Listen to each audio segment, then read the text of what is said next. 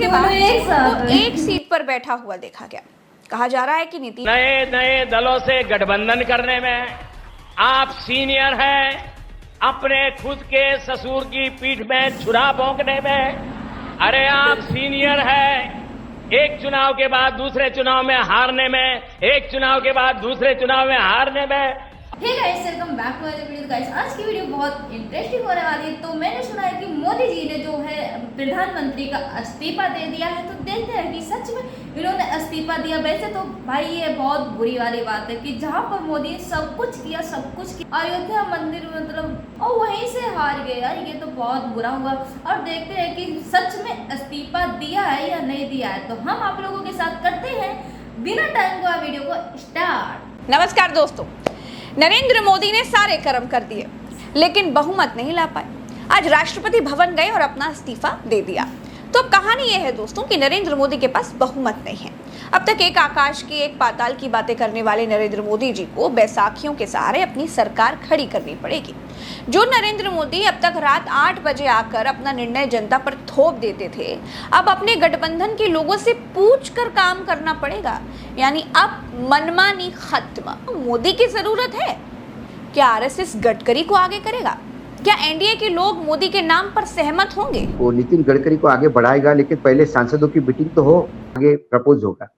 मोदी जी नेता चुने जाएंगे और फिर मोदी जी घटक दलों से बात करेंगे, एनडीए का चुना जाएगा। मोदी जी पहले एनडीए से एंडोर्समेंट करवाना चाहते हैं अपना। जो बातें आपको और मुझे पता है वो मोदी जी को पता नहीं होती, ऐसा थोड़ी है। परंपरा बदल दी उन्होंने। इंडिया गठबंधन नरेंद्र मोदी को प्रधानमंत्री न बनने देने के सारे जतन कर रहा है। एनडीए गठबंधन के पास सीटें हैं 292, लेकिन इनके गठबंधन से 16 सीटों वाले टीडीपी और 12 सीटों वाले नीतीश कुमार इंडिया के साथ जा सकते हैं। इंडिया के लोग कहते हैं हमारी बात चल रही है। अब बात अगर चल रही है तो राजनीतिक नेता और इतने बड़े बड़े जो शीर्ष दिग्गज नेता हैं, ये सब एक दूसरे को दशकों से जानते हैं और मुझे लगता है एक दूसरे से बात तो हमेशा ही करते होंगे। यानी 16 और 12 सीटें मिलकर हो जाती हैं 28 सीटें। अगर मोदी कैंप में से ये दोनों पार्टियां निकल जाती हैं तो फिर पूरा एनडीए सिमट जाता है 264 पर। बहुमत के लिए चाहिए 272। ऐसी सिचुएशन में एनडीए के पास सरकार बनाने लायक आंकड़े नहीं रह जाते हैं। दूसरी तरफ इंडिया के पास है 234 सीटें, यानी बहुमत के लिए इनको चाहिए कुछ 38 सीटें। अगर 28 सीटें नीतीश बाबू और चंद्रबाबू नायडू की तरफ से मिल जाती हैं तो कम पड़ेंगी केवल 10 सीटें। और अब ये 10 सीटें इंडिया गठबंधन निर्दलीय कैंडिडेट से और छोटे दलों को जोड़कर जुटा सकता है। नीतीश कुमार इंडिया के संपर्क में है दोस्तों। नीतीश कुमार और तेजस्वी यादव दोनों को इंडिया और एनडीए की मीटिंग में जाना था। पटना से एक जहाज उड़ता है। जहाज में आगे पीछे बैठे हुए नीतीश कुमार और तेजस्वी यादव को देखा गया, लेकिन थोड़ी देर के बाद एक सीट पर बैठा हुआ देखा गया। कहा जा रहा है कि नीतीश कुमार को इंडिया की तरफ से प्रधानमंत्री बनने का ऑफर दे दिया गया है। कांग्रेस ने कहा है कि 99 सीटों के साथ वो सरकार नहीं बनाएंगे। बाकी अगर कोई प्रधानमंत्री बनना चाहता है तो उसे बाहर से सपोर्ट करेगी। चाचा ने पलटी ऑलरेडी मारी हुई है। ये एक रणनीति के तहत एनडीए के साथ गए थे। मोदी ने इस्तीफा दे दिया। तेजस्वी यादव और नीतीश कुमार का बना हुआ है पहले से। तो दूसरा पहलू यह है दोस्तों कि नरेंद्र मोदी का तीसरी बार प्रधानमंत्री बनना अब भी खतरे में है।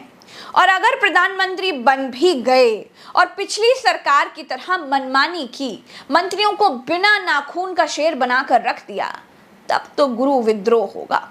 विद्रोह होगा तो बैसाखियों पर खड़ी मोदी जी की सरकार गिर जाएगी। मोटा मोटी मानकर चलिए कि मोदी सरकार ये सब कुछ नहीं चलेगा। अब मोदी सरकार नहीं, अब तो गठबंधन की सरकार। बीजेपी पोस्टर्स में दिखाती थी कि मोदी राम को लाए हैं। मोदी जिस अयोध्या के नाम पर पूरी उम्र सत्ता में रहना चाहते थे, उस अयोध्या ने मोदी के कैंडिडेट को ही हरा दिया। बीजेपी का सुपड़ा उत्तर प्रदेश। बात नहीं समझ में आ रही है कि जहां मोदी ने सब कुछ किया और वहां से भी हार गया। में ऐसा साफ हुआ कि अयोध्या की सीट तक हार गई। अयोध्या हारने के बाद बीजेपी सपोर्टर्स अयोध्या के लोगों को गालियां देने लगे। अयोध्या के हिंदू वोटर्स को कोसने लगे। ये कुछ ट्वीट्स देखिए जरा। अब देखिए कैसे भक्त मंडली बिल्कुल पगला गई है। दोस्तों, मोदी ने पिछले 10 सालों में अपने एनडीए के लोगों का मुखड़ा तभी दिखाया जब इंडिया नाम का गठबंधन बना था, लेकिन इस बार मोदी बैसाखी पर खड़े हैं। अनुकंपा पर बने हुए प्रधानमंत्री बनेंगे।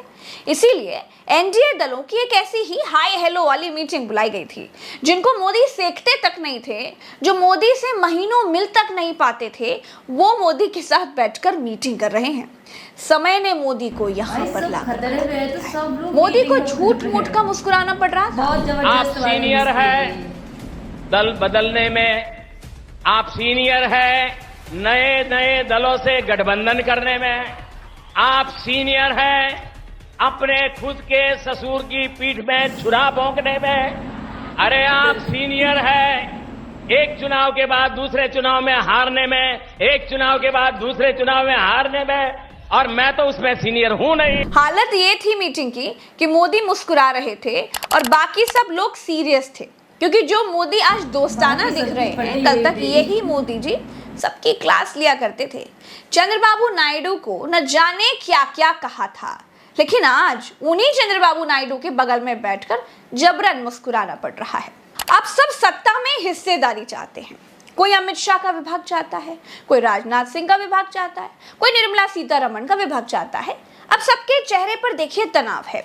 सब सोच रहे हैं कि बहुत हुई 10 साल की तानाशाही गुरु, अब अपना हक लेकर रहेंगे।